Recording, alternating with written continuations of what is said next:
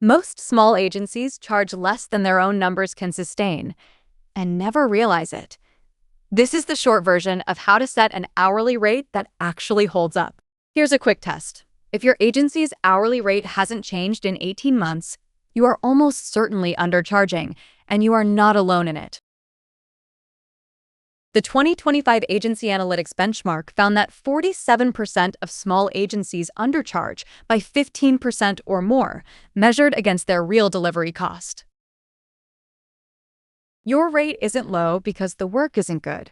It's low because it was anchored to the wrong number. 4 reasons come up again and again. Reason 1. You set the rate by looking at competitors.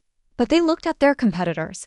The whole market drifts downward, and nobody is pricing from real cost. Reason 2. Overhead is bigger than it looks.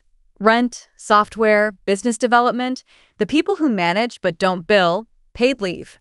For most small agencies, that's 25 to 40% of revenue.